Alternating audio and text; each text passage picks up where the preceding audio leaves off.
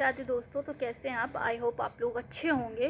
तो आज की इस वीडियो में हम बात करेंगे दिल्ली पुलिस हेड कांस्टेबल 2025 की जो AWO एंड TPO की वैकेंसी है उसके बारे में।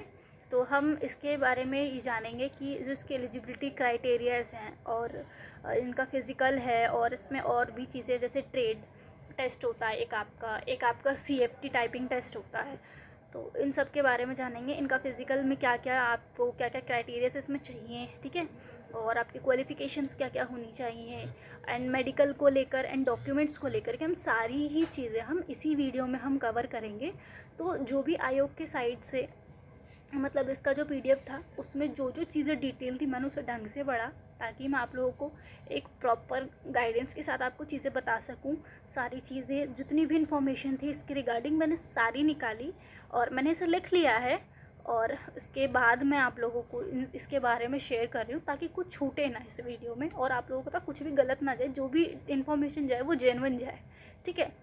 तो इसके बारे में हम इसमें बात करेंगे। और एक चीज़ और सबसे पहले मैं बता दूं आप लोगों को, अगर आप लोग दिल्ली पुलिस कांस्टेबल के लिए कर रहे हैं तो देखिए, दिल्ली पुलिस कांस्टेबल का जो नोटिफिकेशन है वो 1 नवंबर 2025 को आउट होगा। लेकिन उससे पहले Delhi police head constable, ministerial की, ड्राइवर की, AWO TPO की, ये 3 और वैकेंसीज़ है जो इससे पहले आएंगी, ठीक है, इससे पहले आएंगी। तो आप लोग हो सके तो आप लोग अगर एलिजिबल रहेंगे उसके लिए तो आप लोग उसको ज़रूर करिएगा, ठीक है। आप लोगों के पास एक ये भी मौका है क्योंकि इस बार काफ़ी वैकेंसीज आई हैं। और इसका जो AWO और TPO का है, इसका नोटिफिकेशन कब आउट होगा मैं ये बता देती हूँ। इसका नोटिफिकेशन आपका आउट होगा 14 अक्टूबर 2025 को नोटिफिकेशन आउट होगा, और जो इसकी लास्ट डेट होगी अप्लाई की वो होगी आपका 6 नवंबर। 14 अक्टूबर 2025 से 6 नवंबर 2025 तक ये आपकी लास्ट डेट होगी अप्लाई की। और इसका जो एग्ज़ाम देखने को मिल सकता है ये आपको दिसंबर और जनवरी के बीच में देखने को मिल सकता है, ठीक है। अब इसके बारे में मैं बताऊं पहले तो ये लेवल 4 की जॉब है, और जो दिल्ली पुलिस कांस्टेबल होती है वो लेवल 3 की जॉब होती है, और ये जो हेड कांस्टेबल AWO TPO है ये आपका लेवल 4 की जॉब है। उससे थोड़ा अप है, और इसमें जो DA है आपका वो 53% का होता है, उससे भी ज़्यादा होता है। और इसका जो बेसिक पे है मैं पहले आपको वही बता दूं, क्योंकि सबसे ज़्यादा इंटरेस्ट आप लोगों को यही जानने में होगा कि सैलरी क्या है ना। बाकी चीज़ें बाद में जानो बट सैलरी पहले। तो सैलरी के बारे में पहले बताऊं तो 25,500 से लेकर के 41,100 रुपये जो इसकी बेसिक पे है, ठीक है। अब बताऊं तो अगर आप लोग जो स्कूलिंग है आप लोगों की, अगर आप लोग PCM बैकग्राउंड से हैं तो ही आप इसके लिए एलिजिबल हैं, अदरवाइज़ नहीं है। आर्ट्स बैकग्राउंड हो, कॉमर्स हो और या PCB हो तो आप एलिजिबल नहीं हो। अगर आपने आपका PCM बैकग्राउंड है तो ही आप इसमें एलिजिबल हो, अदरवाइज़ नो, ठीक है। और ये CBT एग्ज़ाम है और इसमें नेगेटिव मार्किंग नहीं है, ये बहुत अच्छी चीज़ है, इसमें नेगेटिव मार्किंग नहीं है। इसमें और क्या क्या चीज़ें होती हैं मैं वो बता देती हूँ। इसमें एक आपका ट्रेड टेस्ट होता है, एक आपका टाइपिंग या CFT टेस्ट होता है, ठीक है। अब पहले बता दूं कि जो CBT एग्ज़ाम है आपका उसमें नेगेटिव मार्किंग नहीं है। अब इसका एग्ज़ाम पैटर्न क्या है इस पे बात कर लेते हैं। तो इसमें देखिए, आपका GS होता है, जनरल साइंस होता है, मैथ्स होता है, रीजनिंग होता है एंड कंप्यूटर होता है, ठीक है। तो जो GS है उसमें आपके 20 क्वेश्चन होते हैं, ठीक है। और जनरल साइंस में आपके जो 25 क्वेश्चन होते हैं, मैथ्स में आपके 25 क्वेश्चन होते हैं, रीजनिंग में आपके 20 क्वेश्चन होते हैं, और ये जो आपका कंप्यूटर है इसमें आपके 10 क्वेश्चन होते हैं, 10 ही मार्क्स के होते हैं। टोटल इसमें 100 क्वेश्चन होते हैं, 100 ही मार्क्स के होते हैं, नो नेगेटिव मार्किंग है, ठीक है। और इसके बाद आपका पहले CBT एग्ज़ाम होगा, इसके बाद आपका जो कट ऑफ लगेगी, आप फिज़िकल के लिए क्वालिफाई होंगे। इसके बाद जस्ट आपका फ़िज़िकल टेस्ट होगा, ठीक है। और फ़िज़िकल में बता देती हूँ क्या क्या चीज़ें होती हैं। फ़िज़िकल में सबसे पहले आपकी हाइट से बात करते हैं। जो मेल एंड फीमेल की जो हाइट है ना, वो मेल की पहले बात करते हैं। मेल की जो हाइट होगी वो 170 सेंटीमीटर होनी चाहिए, किसी भी कैटेगरी से 170 सेंटीमीटर। एंड फीमेल की बात करी जाए तो फीमेल के लिए 157 सेंटीमीटर ये हाइट है। अगर ऐसा है कि आपके पेरेंट्स यानी आपकी मम्मी या आपके पापा ऑलरेडी दिल्ली पुलिस आपकी किसी भी जॉब में है, जैसे या मिनिस्ट्रियल ड्राइवर या फिर कांस्टेबल में या किसी अदर पोस्ट पे दिल्ली पुलिस में अगर वो हैं, तो आपको इसमें 5 सेंटीमीटर का आपको इसमें रिलैक्सेशन मिल जाता है हाइट में, मतलब 5 सेंटीमीटर की और छूट मिल जाएगी आपको, ठीक है, अगर आपके पेरेंट्स हैं तो, ठीक है, अदरवाइज़ नहीं। या फिर अगर आप लोग किसी हिल्स एरिया से हैं, मतलब आप लोग असम, मणिपुर, मेघालय, अरुणाचल प्रदेश, हिमाचल प्रदेश, ऐसे एरिया से हैं, या मतलब साउथ साइड से हैं, तो आप लोगों को वहाँ भी 5 सेंटीमीटर का आपको वहाँ भी छूट मिल जाता है, ठीक है, हाइट में भी और आपके चेस्ट में भी, दोनों में, बॉयज़ एंड गर्ल्स दोनों के लिए है।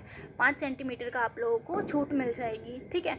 अब इसके बाद हम रनिंग की बात करें तो लड़कों के लिए जो मेल हैं उनके लिए आपको 1600 मीटर है, ठीक है। 1600 मीटर आप लोगों का 7 मिनट के लिए है, ठीक है। आपको 1600 मीटर 7 मिनट में कवर करनी है। और जो अगर फीमेल्स की बात की जाए तो आपको सिर्फ 800 मीटर की, जो फीमेल्स हैं उनको 800 मीटर की रनिंग करनी है 5 मिनट में, ठीक है। अब इसके बाद अगर बात की जाए long jump and high jump की, तो देखिए जो मेल हैं उनके लिए जो लॉन्ग जंप है वो 12.5 फीट की है, और जो हाई जंप है वो 3.5 फीट की है, ये मेल के लिए है। अब फीमेल की बात की जाए तो जो हाई जंप है वो आपकी 3 फीट की होगी, और जो लॉन्ग जंप होगी वो आपकी 9 फीट की होगी, ठीक है।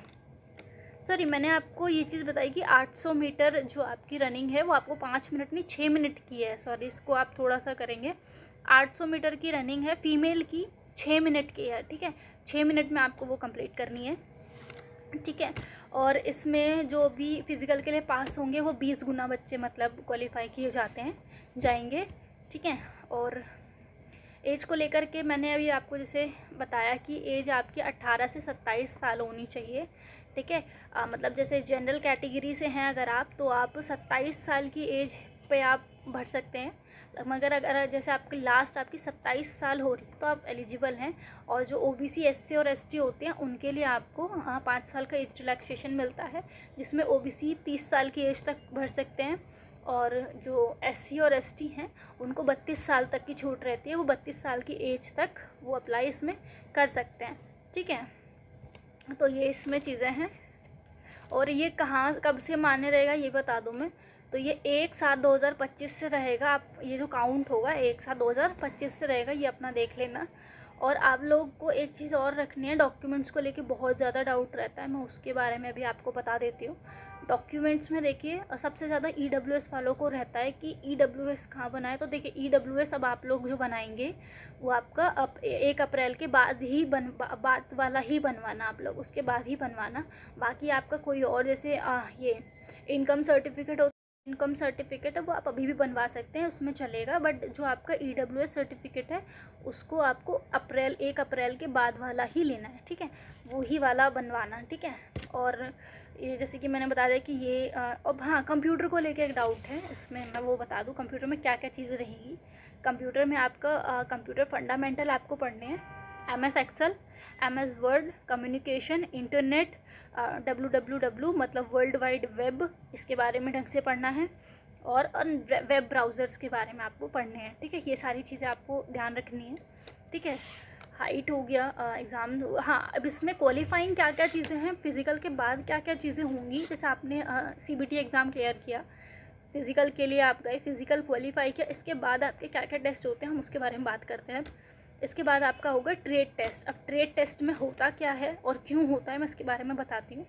ट्रेड टेस्ट आपका टेस्ट इसलिए लिया जाता है क्योंकि जब आप वर्किंग होंगे, मतलब आप सिलेक्ट हो जाएंगे, जब आप अपनी जॉइनिंग पे होंगे, तो जो आप वर्किंग होंगे तो जो आपका सिस्टम वर्क होता है इसमें, जैसे आपके पास कोई कॉल आई, जैसे किसी ने कंप्लेन की कॉल करके, अब आपको कंप्लेन आई, FIR जैसे लिखते हैं या कंप्लेन दर्ज करते हैं ना, तो उस तरीके से है। तो आप कॉल पे उनकी बातें सुन के आप उसे फटाफट लिख पा रहे हैं या नहीं, ठीक है, इसके लिए ये टेस्ट होता है।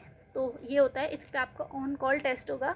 कॉल पे आपको कुछ कहा जाएगा, उसको आपको फटाफट लिखना है, जो भी बोला है वर्ड टू वर्ड आपको उसको लिखना है, ठीक है। ये आपका हिंदी और इंग्लिश दोनों में होगा, क्योंकि ज़रूरी नहीं है कोई आपको हिंदी में ही कॉल करे, इंग्लिश में भी कर सकता है, ठीक है। तो दोनों में होता है। और इसके बाद आपका एक डिक्टेशन टेस्ट भी होता है, उसमें आपसे वर्ड्स लिखवाए जाते हैं, लमसम 100 वर्ड्स के आसपास आपसे लिखवाए जाएंगे। अगर आपने उसमें से 50 भी लिख दिए तो आप क्वालिफाई हैं हिंदी और इंग्लिश दोनों में, ठीक है। इसके बाद एक रीडिंग होता है, रीडिंग में आपसे न्यूज़पेपर वगैरह पढ़वाए जाते हैं, न्यूज़पेपर आर्टिकल्स वगैरह तो इसमें आपसे ये पढ़वाए जाते हैं। तो और ये आपका 20 सेकंड से लमसम तक होता है और ये बहुत क्वालिफाइंग होता है। आपको इसमें ज़्यादा होपलेस होने की ज़रूरत नहीं है, हमारी इंग्लिश अच्छी नहीं है, ये नहीं है, हम कैसे करेंगे, ये वो परेशान होने की ज़रूरत नहीं, बहुत नॉर्मल है, आप लोग आराम से कर सकते हैं, ठीक है। और आराम से क्वालिफाई कर लेंगे, बस सीबीटी और फिज़िकल की बात है, बाकी तो उसके बाद क्वालिफाइंग आप आराम से कर सकते हैं, कोई दिक्कत वाली बात नहीं है। ये आपका ट्रेड टेस्ट हो जाएगा। इसके बाद आपका एक और टेस्ट होगा, उसे हम टाइपिंग एंड CFT टेस्ट बोलते हैं। CFT आपका होगा कंप्यूटर फॉर्मेटिंग टेस्ट होता है, जिसमें आपको 200 वर्ड्स होते हैं, टाइप करने होते हैं, 200 वर्ड टाइप करने होते हैं, कंप्यूटर पे होगा। जैसे टाइपिंग टेस्ट होता है ना, सेम उसी वही होता है। इसमें आपको 15 मिनट का समय मिलेगा, जिसमें आपको 200 वर्ड टाइप करने होंगे, आराम से कर लोगे आप। मतलब अगर आपके पास बहुत ही मतलब आप लोग की टाइपिंग स्पीड बहुत एवरेज है ना, मतलब जिसने थोड़ा बहुत भी 2-3 महीने भी मतलब कंप्यूटर चलाया होगा, है ना, तो वो भी आराम से कर लेगा इसमें, ठीक है। बहुत आराम से हो जाएगा, कोई होपलेस, क्योंकि 15 मिनट का टाइम और 200 वर्ड्स हैं, तो कर लोगे आराम से, कोई इसमें होपलेस होने की बात नहीं है, ठीक है। एज लिमिट्स हो गई और ये सारी चीज़ें मैंने बताया। आपका CFT टेस्ट ये लास्ट है, इसके बाद आपका कुछ नहीं होगा, ठीक है। इसके बाद सीधे आपकी ज्वाइनिंग होगी, मतलब ट्रेनिंग होगी, देन उसके बाद। अब हाँ, इसमें एक बेनिफिट मैं आपको बताऊँ NCC को लेकर के क्या है। NCC अगर आपके पास C सर्टिफिकेट है, 5 नंबर आपको एक्स्ट्रा मिल जाएंगे, और आपके पास B सर्टिफिकेट है तो 3 नंबर एक्स्ट्रा मिल जाएंगे, A सर्टिफिकेट है तो आपको 2 नंबर एक्स्ट्रा मिल जाएंगे, ठीक है। आपको ये चीज़ें हैं। अब अगर मेडिकल की बात करूँ तो सेम चीज़ें जो दिल्ली पुलिस कांस्टेबल में होती है वो ही सेम मेडिकल इसमें भी होगा। आइज़ आपकी 6/6 होनी चाहिए, अगर आपको चश्मा लगा हुआ है ज़्यादा तो आपकी 6/9 होनी चाहिए, ठीक है, 6/9 होनी चाहिए। और एक और सबसे ज़्यादा सबको डाउट रहता है कलर ब्लाइंडनेस को लेकर के, तो इसमें कोई दिक्कत नहीं है। अगर आपको कलर ब्लाइंडनेस की प्रॉब्लम है तो भी घबराने की कोई बात नहीं है, कलर ब्लाइंडनेस वाले भी इसमें क्वालिफाई कर दिए जाएंगे, क्योंकि इसमें इस बार साफ साफ लिखा हुआ है जो कलर ब्लाइंडनेस के लिए फ्री छूट है, ठीक है। तो साफ साफ लिखा है, कोई इशू नहीं है, आप लोग कर सकते हैं, ठीक है। और इतना ज़्यादा परेशान होने की ज़रूरत नहीं है। और इसका ये फिज़िकल हो मेडिकल हो तो बहुत इजीली आप लोग क्वालिफाई कर लेंगे, बस आपको एग्ज़ाम निकालना है। और सबसे अच्छी बात ये कंपटीशन कम है इसमें, नो और नेगेटिव मार्किंग नहीं है, क्या चाहिए। और ऊपर से आपको इजी सब कुछ है, आराम से हो जाएगा, कोई होपलेस होने वाली बात नहीं है, ठीक है। इसके बाद आपको मैंने इसमें फ़िज़िकल में क्या क्या ये सारी चीज़ें बता दी। 20 गुना बच्चे इसमें पास किए जाएंगे फ़िज़िकल के लिए, ठीक है। ये सारी चीज़ों की। अब हाँ, एक और डाउट रहता है, जैसे अगर आप मैरिड हैं, जैसे कोई मैरिड हैं, PCB से उन्होंने अपनी स्कूलिंग की है बट वो फॉर्म अप्लाई करना चाहती हैं, तो देखो मैं उनके लिए बता दूँ, वो अप्लाई कर सकती हैं। बट एक इसमें साफ इसके PDF में लिखा हुआ है कि अगर जैसे आप कोई होती है, प्रेग्नेंट होती है, तो उस दौरान क्या वो कर सकती हैं या नहीं कर सकते हैं फ़िज़िकल के लिए, तो वो अपनी डेट चेंज करवा सकती हैं फ़िज़िकल की, उनको टाइम मिल जाता है। तो इसको लेकर के भी बताया गया है, तो ये आपके लिए अच्छा है कि या फिर अगर डिलीवरी होने वाली है आपकी, तो उसके लिए आपको जो भी आपकी डेट होती है उसके अकॉर्डिंग आप 6 महीने आगे पीछे करवा सकते हैं, आपको टाइम मिलता है उसके लिए, ठीक है। तो एक ये चीज़ें होती हैं। और डॉक्यूमेंट्स को लेके मैं बता दूं तो आपका इसमें कास्ट ही सर्टिफिकेट लगेगा, any category OBC SC ST EWS caste ही सर्टिफिकेट लगेगा आपका, सेंट्रल सर्टिफिकेट लगेगा आपका, मैं कास्ट सर्टिफिकेट बोल रही हूँ, सेंट्रल वाला लगेगा, स्टेट वाला दिल्ली में नहीं चलेगा, आपको इसमें सेंट्रल ही बनवाना पड़ेगा। EWS वाले भी हैं तो आपको सेंट्रल ही बनवाना होगा, जो कि 1 अप्रैल के बाद बनवाइएगा आप, वो ज़्यादा बेटर रहेगा आपकी।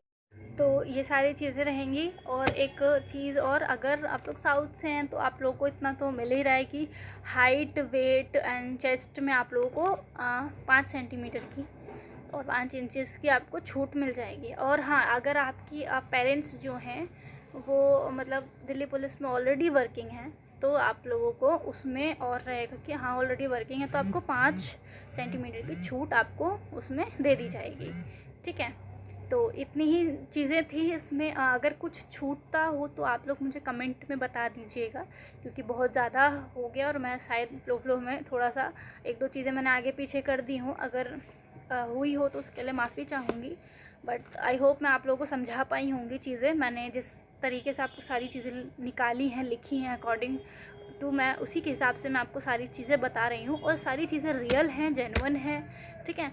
और कुछ भी छूटता है तो आप मुझे कमेंट में बताइएगा, मैं कोशिश करूँगी आपको उस चीज़ को लेकर के अवेयर करवा दूँ, बता दूँ मैं उसको चीज़ को लेकर के।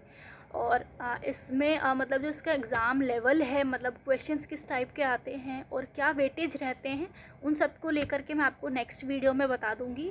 और जैसे दिल्ली पुलिस के लिए और भी वैकेंसीज आ रही हैं, ड्राइवर के लिए है, मिनिस्ट्रियल के लिए है, कांस्टेबल के लिए। कांस्टेबल के लिए मैं ऑलरेडी बता चुकी हूँ। मिनिस्ट्रियल एंड ड्राइवर के लिए क्या क्या चीज़ें रहेंगी मैं उसके बारे में भी बता दूँगी, एग्ज़ाम पैटर्न को लेकर जो भी चीज़ें हैं। तो बाकी की डिटेल्स जो भी रहेंगी अदर एग्ज़ाम्स को लेकर के दिल्ली पुलिस की, वो सारी मैं आपको बता दूंगी, उनसे रिलेटेड मैं आपके लिए वीडियो बना दूंगी, ठीक है। तो आपको कोई डाउट होगा तो आप मुझसे पूछ लीजिएगा। बाकी आज के लिए इतना ही कहूँगी। धन्यवाद। आप लोग भी अपनी तैयारी अच्छे से कीजिए।